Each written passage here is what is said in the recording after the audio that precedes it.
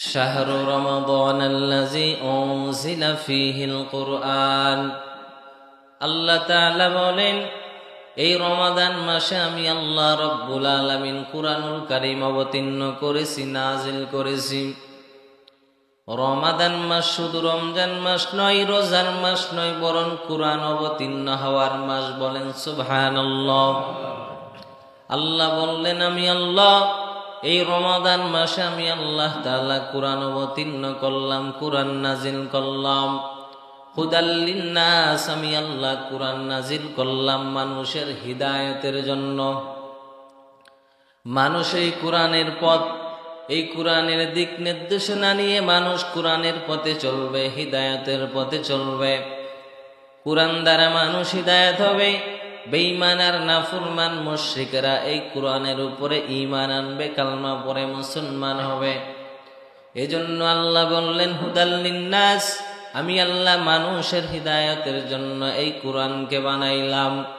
ওয়া বাইয়িনাতিম মিনাল হুদা ওয়াল ফুরকান, এই কুরআন এমন একটা কুরআন, এই কুরআন হিদায়াতের জন্য সুস্পষ্ট দলিল।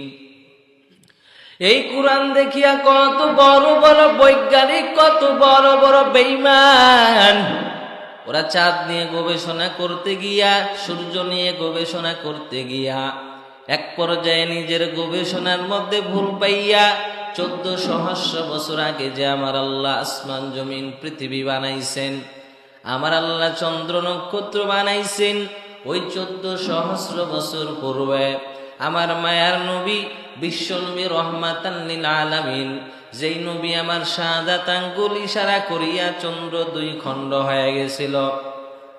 বৈজ্ঞানিকরা এই চন্দ্রকে নিয়ে গবেষণা করতে করতে বৈজ্ঞানিকরা ওই চাঁদের কাছে গিয়া দেখলেন, ওই 1400 বছর পূর্বে নবী মুহাম্মদুর রাসূলুল্লাহ নামে একজন পয়গম্বর, আখির জামানার একজন পয়গম্বর, শাহাদাত আঙ্গুলে ইশারা করিয়া চন্দ্রকে 2 খণ্ড করেছে।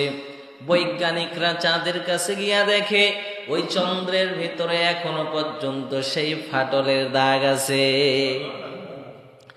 এই নিদর্শনগুলো দেখিয়া হাজার হাজার বড় বড় খ্রিস্টানদের বৈজ্ঞানিকরা কালমা পড়ে মুসলমান হয়ে গেছেন। এজন্য আল্লাহ বললেন, ওয়া বাইয়িনাতিম মিনাল হুদা ওয়াল ফুরকান, ও আল্লাহর গোলাম, এই কুরআনটা হলো হিদায়াতের জন্য সুস্পষ্ট দলিল।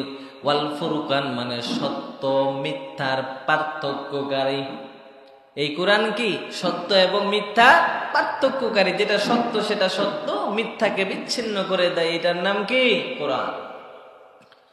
আল্লাহ তাআলা বললেন, ওয়া